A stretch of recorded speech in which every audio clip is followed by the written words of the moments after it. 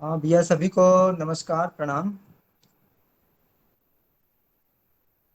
अभी अभी के समय में आहार ही हमारा जो है वो सबसे महत्वपूर्ण है। क्योंकि आज जितने भी जो प्रॉब्लम हम सबको जो दिखाई दे रहा है वो आहार में जो रासायनिक चीजें हैं, जो कीटनाशक और फर्टिलाइजर का जो उपयोग हो रहा है इतने अधिक मात्रा में, इसके कारण हमारा जो इम्यूनिटी है और जो हमारा शरीर में जो न्यूट्रिशन है वो उसकी कमी सबको हो रही है। तो भी जो है मैंने गुरुदेव का एक पुस्तक का अध्ययन किया। वो बहुत ही महत्वपूर्ण है और हम सबको पढ़ना चाहिए। बहुत छोटा सा पुस्तक है परम पूज्य गुरुदेव का, आहार विज्ञान पर। उस पुस्तक का नाम है बिना औषधि के कायाकल्प।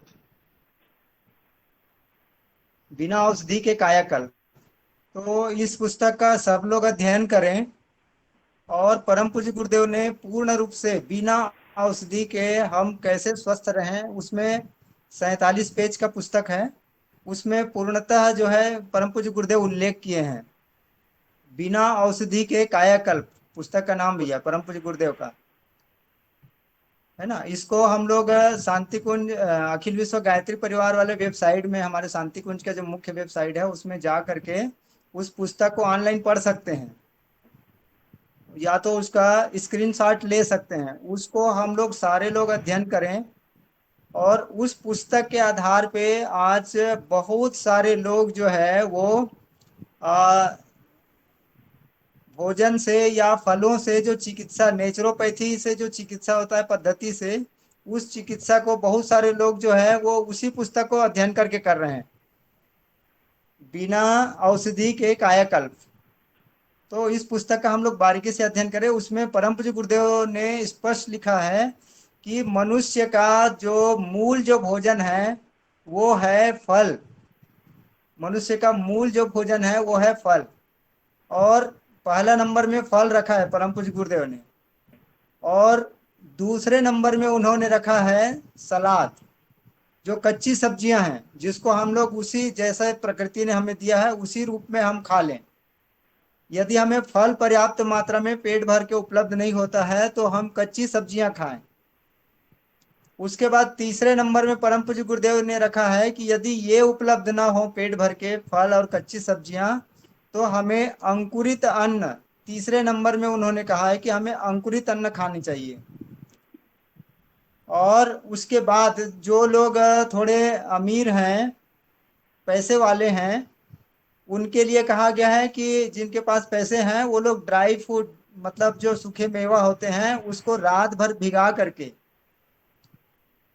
है ना, खाने की बात कही है।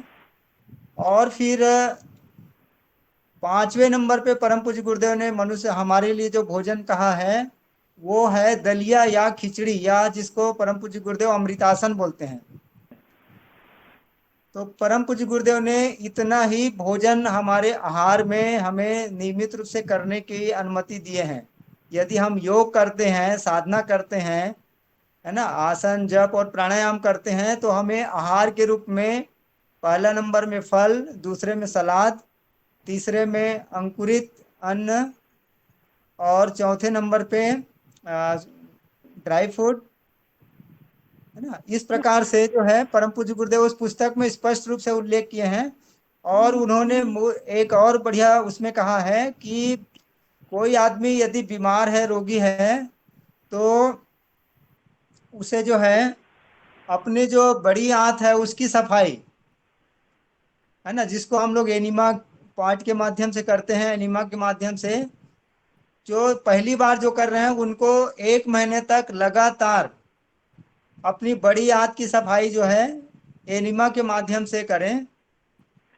उससे क्या होता है कि हम सब के बड़ी आंत में जो है आ, पुराने मल जो है, साल 2 साल 5 साल पुराने, 10 साल पुराने जो जमा रहते हैं, उसको, हमको लगता तो है कि पेट साफ हो रहा है, लेकिन हमारी जो बड़ी आंत है, जो जो क्या करता है कि पूरे हम जो भोजन करते हैं उसका जो सार अंश को खींचने का काम, मुख्य जो सार अंश को खींचने का काम बड़ी आंत करता है। और उसमें यदि जो मल जमा हुए रहते हैं, जम जाए रहते हैं, चिपक जाए रहते हैं। वो क्या होते हैं कि जब वो हमारी जो भोजन का जो अंश है, सार अंश है, उसको जब खींचता है, तो उसके साथ वो गंदगी जो है, वो बैक्टीरिया और वो टॉक्सिन जो है वो भी चला जाता है। तो हमारा रक्त शुद्ध नहीं बनता।